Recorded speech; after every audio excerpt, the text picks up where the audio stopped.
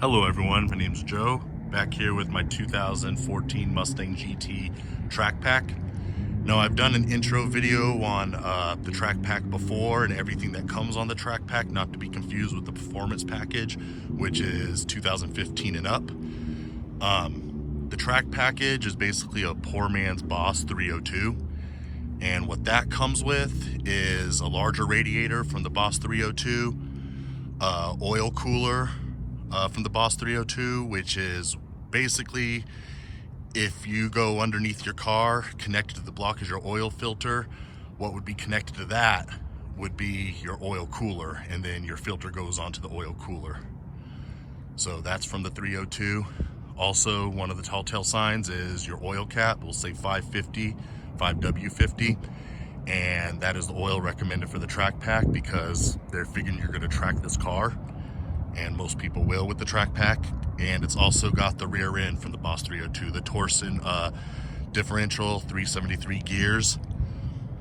So, and another sign for that is you look underneath and look at the rear diff. If it's finned, more than likely you got yourself a track pack. But like, once again, one of the most tall tale signs, easiest to see besides the radiator, is your oil cap.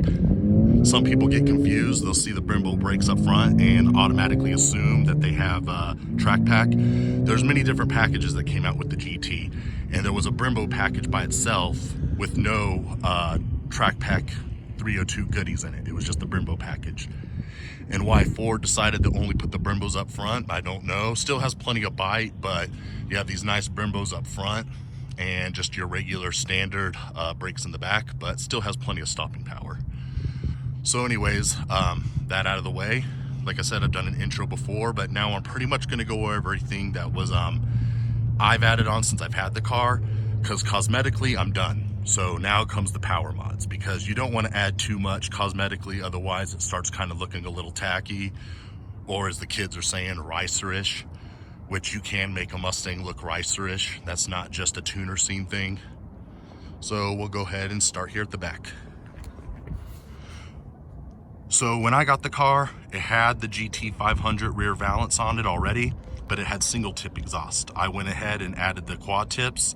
Now they're just the tips. There is no mufflers. There is no cats. It's straight piped. Sounds amazing. And it's an X pipe.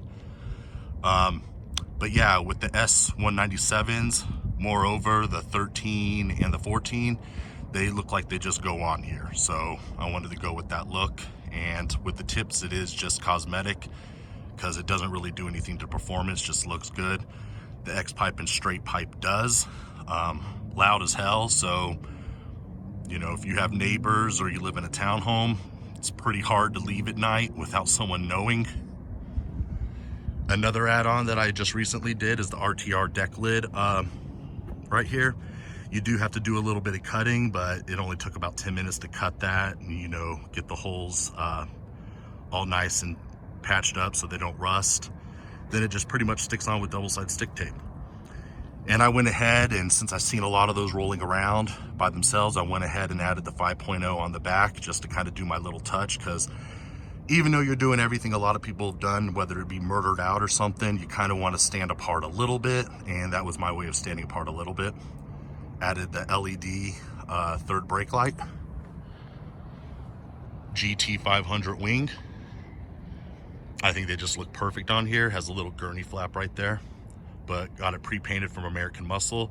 I had the California special one on there before, and I liked it, but it was kind of beat up from the previous owner, so I had to take that out. That's why you see these little push pin things in there, and they don't really bother me that much. I'm OCD when it comes to my car, but you know, I'll get them filled in eventually, but no rush, because they actually look pretty good on there. Look like they go with it, I should say. Down here to the bottom, and peek there, BMR suspension all the way around, and power stop brake kit all the way around, front and back, slotted and drilled rotors, and Mickey Thompson ET Streets, which these things do hook during the summer. They really do grip.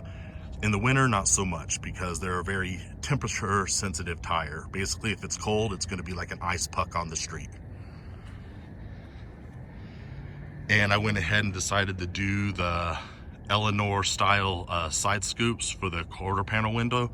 The reason why I went with these ones, because I really think it adds to the body lines of the car. It looks like it really goes on there. The ones that come stock, they don't look like they go. They're real bubbly. They just don't look like they go on the car. So people have a preference. They either don't want anything there or they want a little more styling. I was one of the ones that wanted a little more styling, and I think they went on there really good. Color match perfectly from American Muscle. Same with the MMD side scoops. And I'm a huge fan of the new Edge Mustangs, as I've owned quite a bit of them myself, from my Mach 1 to my two 2004 Mustang GTs. They weren't functional on the new Edge, nor are they on this, but they do just add that extra look to them. And once again, this is about aesthetic mods that I'm pretty much done with, and time for performance mods, but still going over everything. Got the Roush side splitter for the side skirts, going all the way to the back, and they just add that little aggressive look that makes it lower than it actually is, even though mine does sit quite low. But added the Coyote V8 at the bottom there. Just once again, you want to do whatever you can to add your little touch into there. And once again, the Brembo brakes up front. And I think I've already said it, but if you're confused, if you have a track pack, go ahead and look at the back rear end. If it's not finned and you just got, you know, the black cover for the rear diff, you just got your basic 331 gears in the back. And Brembo package and track pack are two different things. But the track pack actually comes with Brembos automatically. And larger rotors up front. All right, to the front, where there's a couple stories going on here. Got the Roush lower and upper grille, which is one of the better grills I think for this car that stand out. Everyone goes with the GT500 one, which is great, but that conversion is quite expensive. And to be honest with you, I like how these fog lights look on this rather than the GT500. I like how Roush did that. I like the styling there. And if anyone's curious, the fog lights themselves are actually from an 0304 Cobra, and you can also get them on the Focus SVT. And if you're looking them up on eBay, I would look for Focus SVT fog lights, because just when you put in Cobra, anything other than Focus, they hike up the price. So you can find those lights once again on the 0304 Cobra or SVT Focus. And I went ahead and added my 5.0 to the grill there. Nothing special, just double-sided stick tape. And didn't want to do anything else to the front. You know, I didn't want to overdo it and look tacky, as I said. And we got the Stalker hood, which is functional, and heat extractors, which are functional. Not as functional as the stock hood, because they actually had vents for each one. This just has one pretty much vent that just goes along the side, but it's still an opening to let out heat. And you got your big scoop there that is functional to let in the air. That goes directly to where your air box would be, but I have a cold air intake that goes right to the filter. And got my shorty antenna. Once again, like I said, you know, I don't have the front lights blacked out. I did on my Mach 1 and visibility sucked, but these lights are very bright. And once again, I'm not going for that blacked out look. One couldn't tell by looking at my wheels and everything, but I kind of wanted to do something that stands out just a little bit, leave a little bit of chrome, not too much, because too much chrome, once again, you're going to be falling along those lines of being a little tacky. So, and anyone that knows me, just a real quick short story. The reason why I picked up this one, I've always been a fan of the S197s, more particularly when the 5.0 first came out, and the body of the 2010, which had the 4.6 GT in it, and they went to the Coyote Motor in 2011. But the body style from 2010 and up has become my favorite body style. And then 13, 14, I think just captured the essence of what the Mustang is supposed to look like. I have no problem with the S550s. They're great. I understand what the company was trying to do. It was a complete departure from what the Mustang looked like, but these are the 2013 14s, the last year of the solid rear axle. Everything else is independent rear suspension, which is all fine and good. You know, you got to keep up with the times, and I see what Ford was doing. It's not just a straight line car anymore. But as far as solid rear axles, yep, this is the last year, and it went out with a bang. I think one of the best body style Ford has ever produced, and I'll even compare those to the older, you know, the 60 Mustangs. which one of my dream Mustangs is 69 Boss 429. But, you know, as far as modern, my favorite Mustang, this is definitely it. Always gonna love the New Edge, the Mach 1, the Cobras. But yeah, I just picked this up after my 2004 Mustang Mach 1 got pretty much rear-ended by some asshole that ran a stop sign. They caught him 15 minutes later. He had insurance, so don't know what that was about. But everyone has a story. So let me go ahead and go inside, show the few things that I've done in here. Not really much. Got the 5.0 center console, and it did come fully loaded with navigation and the LCD screen.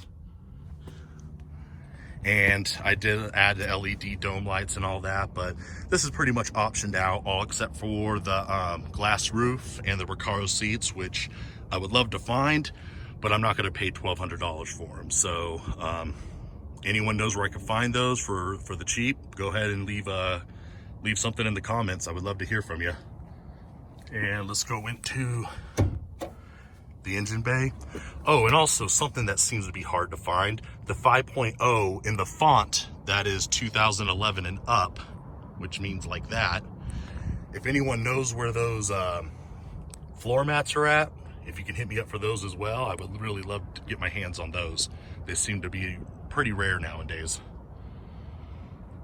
And I think I've already said BMR suspension all the way around. So let's go ahead and you're gonna see a little darkness for a little bit because I'm doing this by myself.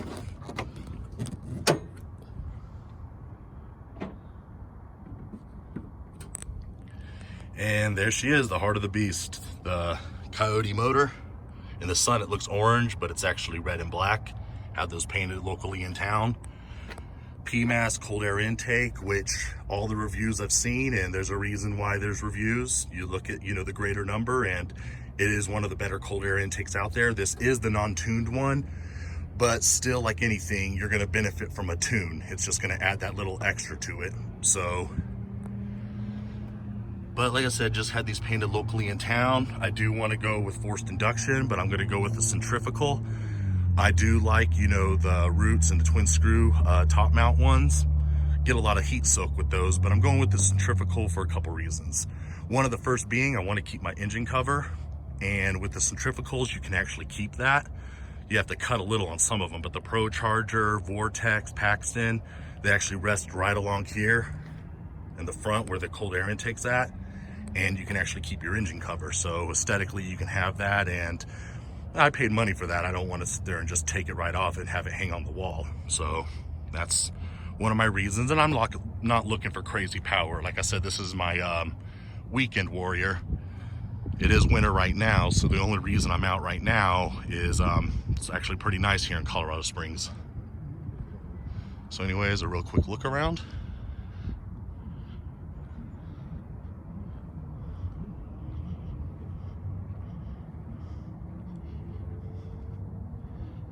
Of my 2014 Mustang GT Track Pack. Like I said, more videos in the future because cosmetically I'm at where I want to be. Real quick story on the front chin spoiler there. Some people may ask, you don't have a front spoiler. My car is really low, and there's a story behind that. Basically, when I first got it, I did put an MMD V2 chin spoiler on there, which if your car's not moving and it just sits in the garage, it looks great. It's one of the better looking chin spoilers out there. But if you're driving it, I drove it after putting it on. 2 hours later, I had to go over a little bump and snapped it right off and almost tore the bumper right off. This is actually a whole new bumper cover itself because the one before was kind of cracked and kind of wasn't treated very good by the previous owner. And anyone that knows me knows I treasure my cars. So no chin spoiler on it right now, and I am gonna go with the OEM chin spoiler. A lot of people say you should stick with the Roush. The Roush one comes out too far, and even where I live to get to my house, it comes out too far, and just even going up the curb there, it will rub, it will scrape, and pop the bumper out again. So I'm just gonna go with something subtle and go with the small little chin spoiler that's OEM, and it looks plenty good as it is. So nothing too aggressive. But anyways, that's the story of my 2014 Mustang GT Track Pack. Hope you liked the video. More will be coming in the future. And once I learn some video editing and stuff and start kind of taking off with my videos, anything I get on my channel, I'm immediately going to put into the car or future projects. So I hope everyone has a great day.